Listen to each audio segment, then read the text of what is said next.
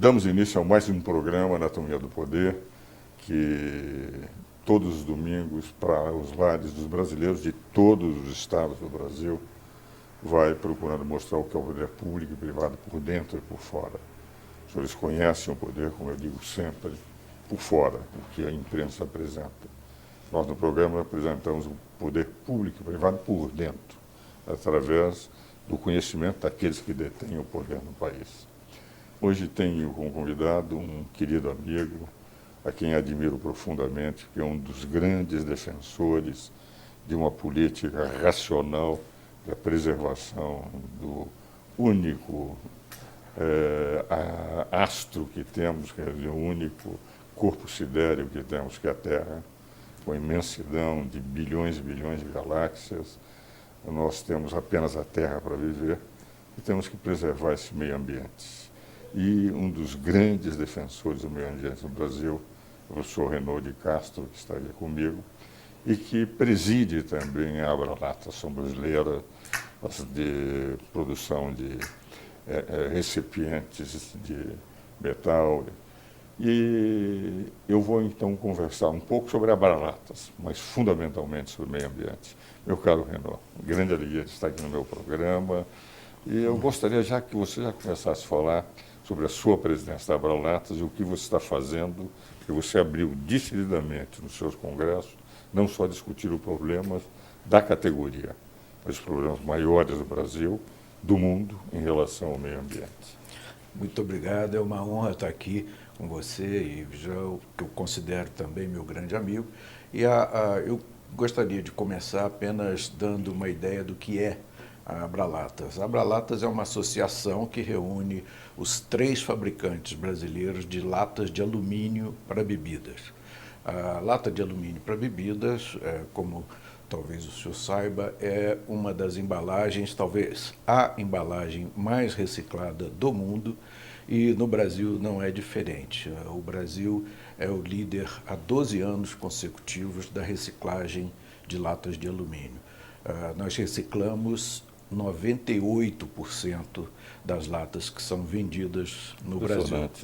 Portanto, é um número realmente impressionante. Expressivo, né? Isso, maior do que todos os países de que nós temos dados, são basicamente Europa, os da Europa, Estados Unidos, da Ásia, ou seja, os grandes consumidores de latas de alumínio. Nós sabemos com precisão os dados deles e o nosso é bem mais alto, né? Na Europa, por exemplo, chega a 60 e poucos %, nos Estados Unidos também, e que são os grandes centros consumidores.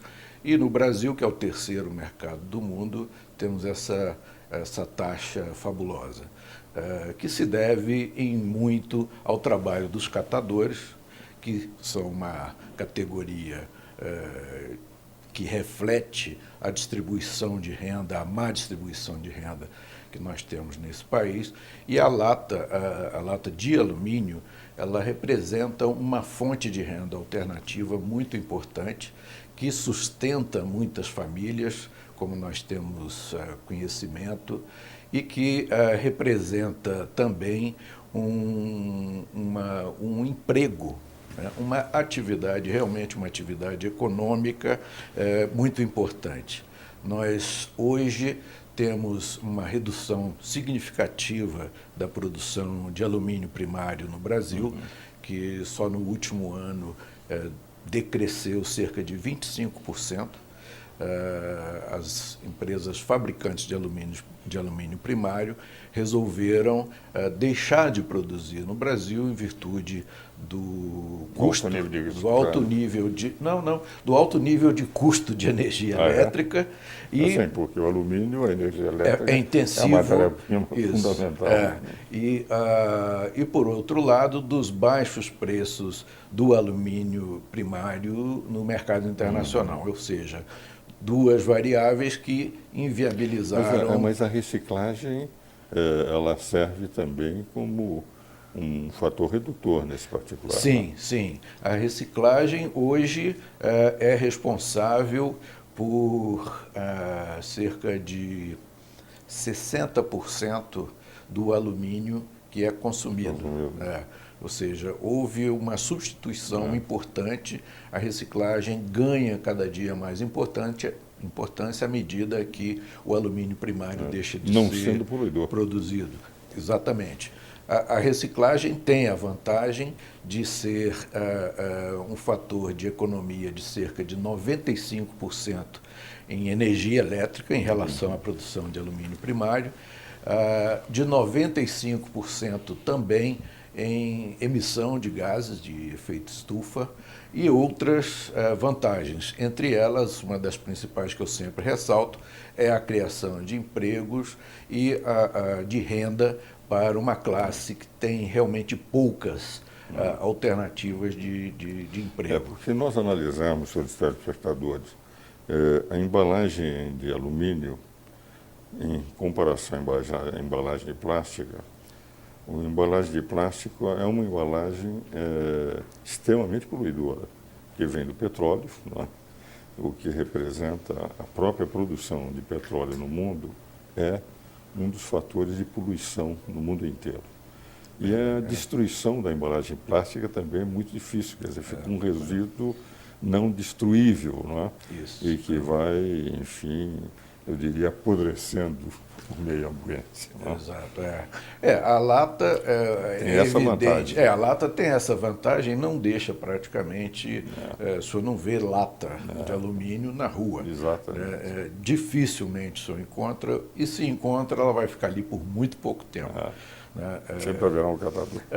O exemplo que sempre se menciona é o consumo de latas de alumínio em praias, né? Que o catador, até às vezes já aconteceu comigo, ele pergunta se o senhor já acabou. e se já acabou, ele pega, não tendo acabado, ele fica em volta esperando até que acabe. Não fica na praia ou em qualquer outro lugar de consumo por muito tempo. Né? Então, essa é realmente uma grande vantagem, além de ser uma indústria moderna que a cada dia conquista mais consumidores. Agora, Rino, algo que me impressionou nos seus congressos, nas publicações que vocês fizeram, é essa sua grande preocupação pelo planeta verde, que é preocupação minha também. Né? Agora está saindo um livro meu, no fim do ano, O Estado à Luz do Direito, da Filosofia e da História. Então, procurando mostrar a figura pública do Estado, mas como é que evoluiu na história, como é que os filósofos imaginaram, como é que foi conformado juridicamente. Eu dedico um capítulo inteiro ao meio ambiente. E dedico um capítulo inteiro ao meio ambiente porque a sobrevivência da humanidade está na preservação do meio ambiente. E é interessante como os interesses econômicos, muitas vezes, vai levando a soluções pouco racionais para a sobrevivência. Me lembro do World Watch, eu visitei em 1981 o World Watch Institute nos Estados Unidos, em que eles, combatendo, estamos já no segundo ciclo, no segundo choque do petróleo, a necessidade de mudança absoluta para soluções alternativas, não poluidoras de energia. E nós tivemos durante muito tempo um grande programa em relação ao etanol, mas depois o próprio governo se desinteressou, o pré-sal terminou prevalecendo, depois de segurar o preço, fez com que toda a manutenção daquele preço estabilizado pelo governo, congelado pelo governo e que trouxe consequências que nós estamos pagando agora, terminassem por prejudicar uma indústria que nos Estados Unidos, quando eu visitei o World Watch, eles diziam, os senhores são os pioneiros no mundo, muito melhor do que a nossa energia tirada do milho, porque com uma, digamos, produtividade maior. Agora, nós vamos passar para o segundo bloco, mas eu vou deixar a pergunta que eu gostaria que você me respondesse, do ponto de vista de visão global e do ponto de vista de visão nacional. Porque, indiscutivelmente, se nós tivermos esse aquecimento permanente, essa perda, digamos, do verde do mundo, essa preocupação em ganhar dinheiro e, mesmo que seja poluidor as formas de produção, se derem dinheiro, elas terminarão prevalecendo. Os grupos econômicos serão mais fortes, pressionando os governos dos diversos países. Se nós não estamos num caminho, entende, desenfreado para um colapso do meio ambiente que terá um preço muito grande em função da própria crescimento da população mundial. Então eu pergunto se a sua preocupação é a mesma e, mais do que isso, se você visualiza soluções para o futuro, seja aqui no Brasil, seja para o mundo. Vamos aos comerciais e a pergunta longa está colocada, mas você terá todo o segundo bloco para expor as suas ideias.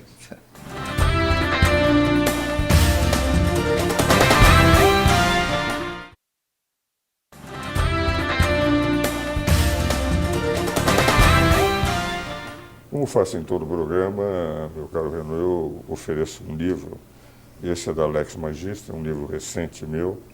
É uma editora do Rio Grande do Sul, que edita diversos livros, inclusive do nosso Centro de Extensão Universitária, Escola de Direito. É uma breve teoria sobre o constitucionalismo. A minha visão histórica da evolução do direito constitucional no mundo e como eu entendo o fenômeno jurídico da primeira das leis, que é a lei constitucional, principalmente a partir do momento que o constitucionalismo ganha forma jurídica com a Magna Carta Baronorum, com a Constituição Americana, com a Constituição Francesa, da maneira que ele oferece o livro. Muito obrigado. Tá certo? Uma breve teoria sobre o constitucionalismo. Muito obrigado. Meu caro Renaud, eu tinha colocado uma pergunta no primeiro bloco sobre a preservação do meio ambiente e os desafios que a humanidade, o Brasil e a humanidade têm para preservar isto que é o único corpo sidéreo que ainda dispomos.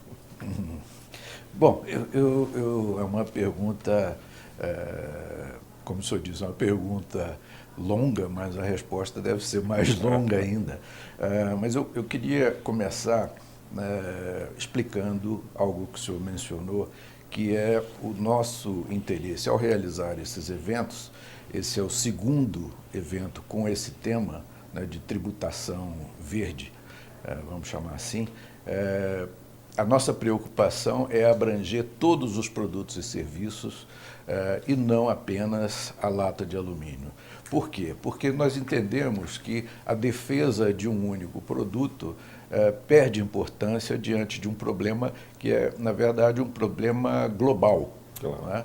E não ficaria bem e não seria eficaz uma defesa de um produto só.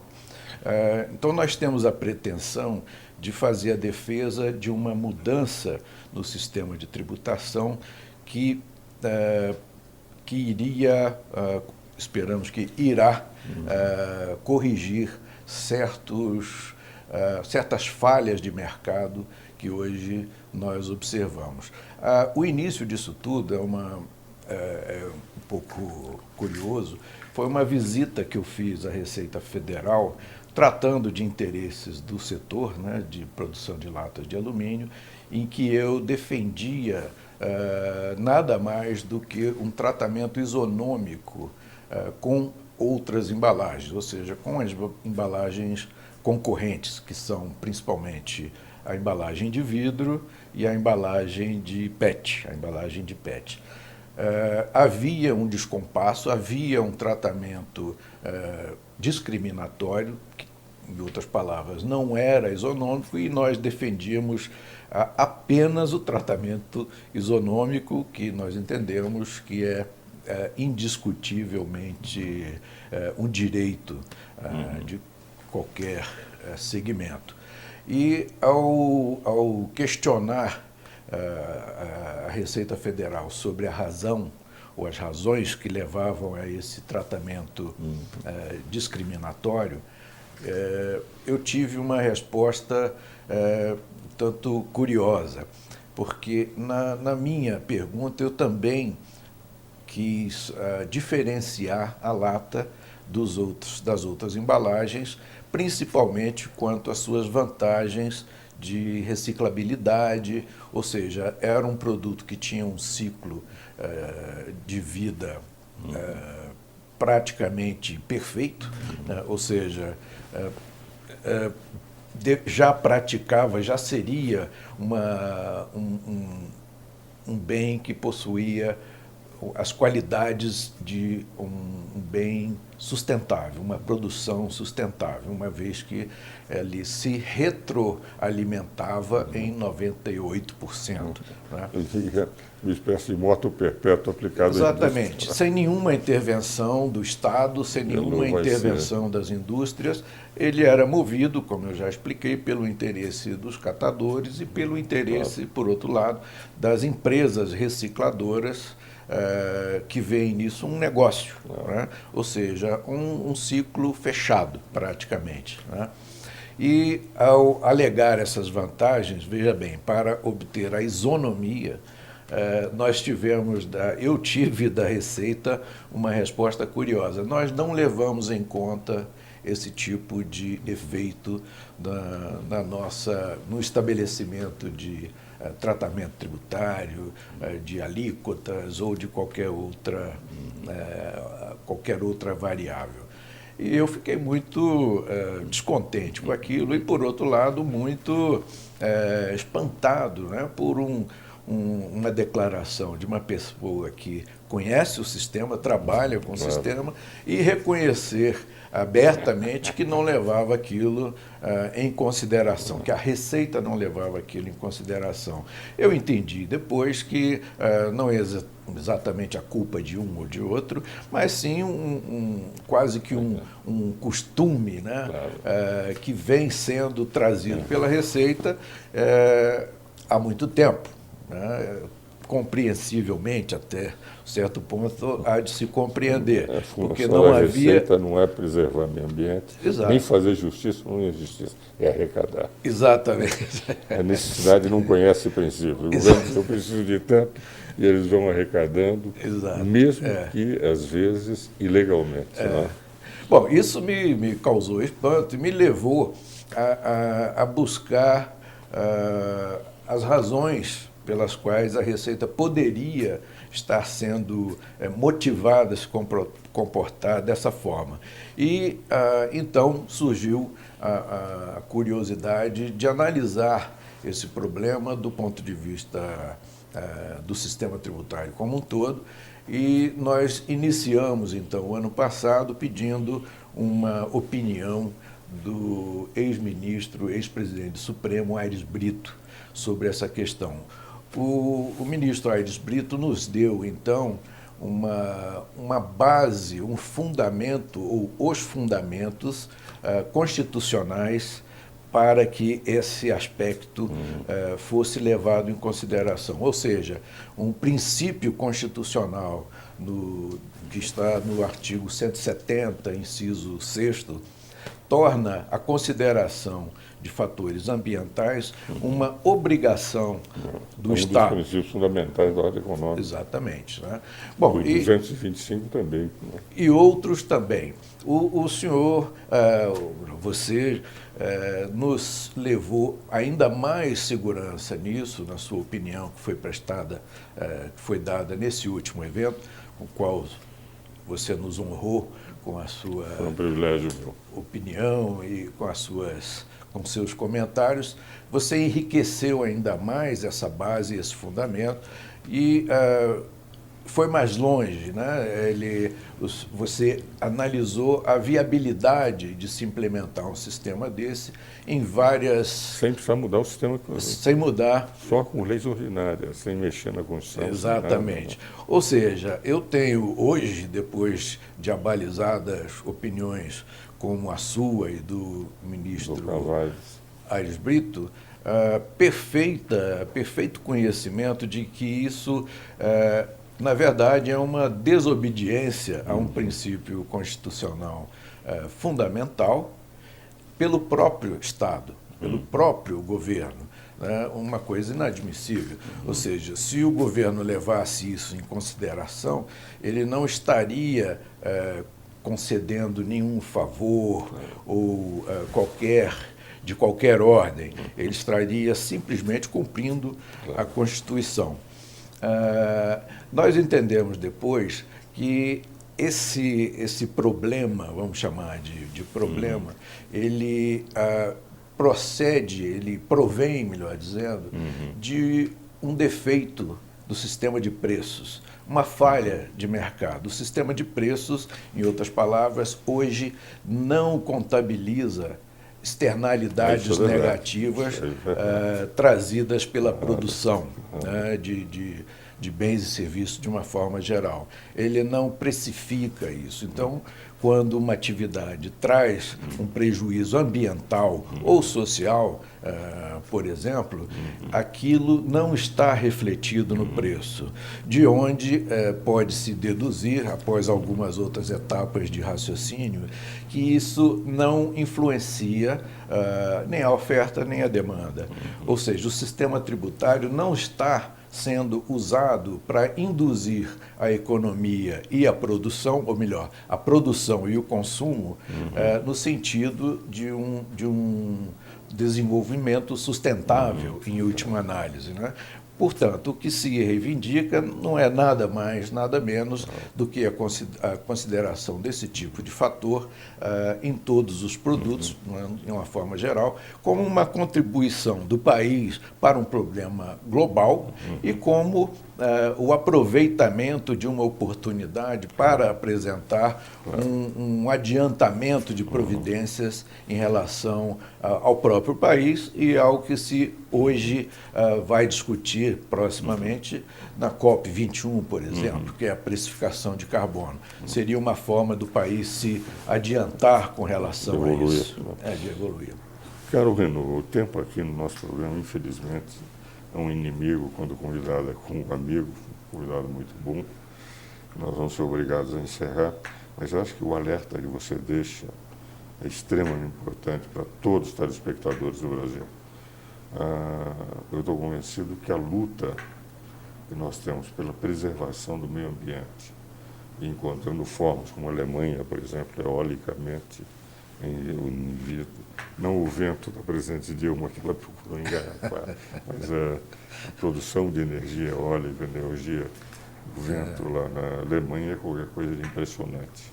Empresas que eram para trabalhar nos Estados Unidos foram para a Alemanha, porque os Estados Unidos não conseguiram apoio, o governo alemão deu e vê o que eles já conseguiram. Então, esse alerta que o meu querido amigo Renaud apresenta a todos os brasileiros é de extrema relevância.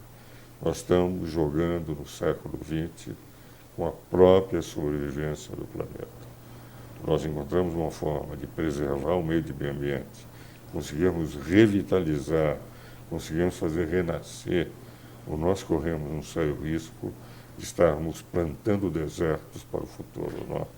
Meu caro Renaud, muito obrigado pela presença. Eu que agradeço, foi uma honra participar do seu programa. Muito obrigado. Senhores telespectadores, espero-os novamente no próximo domingo.